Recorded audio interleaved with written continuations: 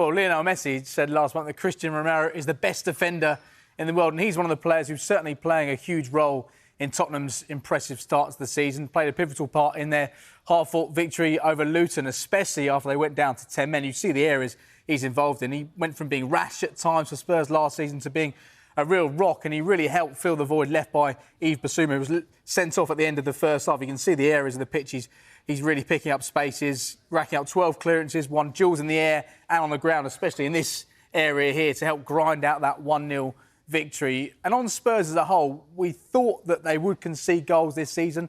That tends to what happened with Ange Postecoglou's team. He always prefers a 4-3 rather than winning a 1-0. He named Romero as a vice-captain at the start of the season. He ended the match with the captain's armband. He's certainly repaying his manager's faith. And also the wing-backs offering plenty of attacking threat too. Postecoglou's found great balance in his back four. We saw Mickey van der Ven score his first goal for Spurs at the weekend. Romero scored in the opening day against Brentford. 2 goals for him, and then the assists from the wing-backs, Pedro Porro and Destiny Udogie. And Pedro Porro in particular, his underlying numbers are really impressive. And Ian, you mentioned about it not being the Harry Kane team anymore. The whole team is sharing the responsibility when it comes to creating chances and scoring goals. 7 goal involvements from the defenders already from the opening 8 matches. Yeah, it's been very, very good, hasn't it? Let's look at the central defensive partnership, if we can, in particular. Cristiano Romero, Mickey van der Ven as well. I mean, Michael, Romero in particular, what have you made of him? He's obviously a player who was there from before, but he's performing much, much better.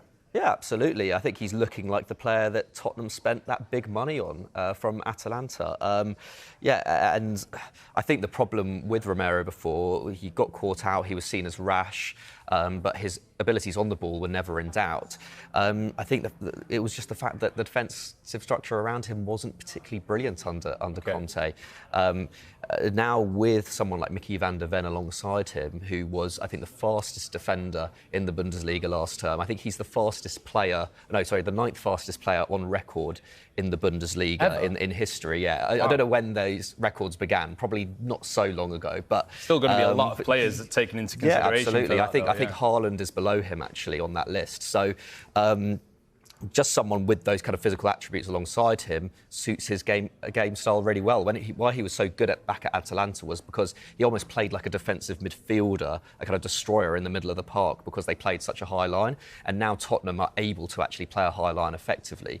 That just plays into Romero's hands.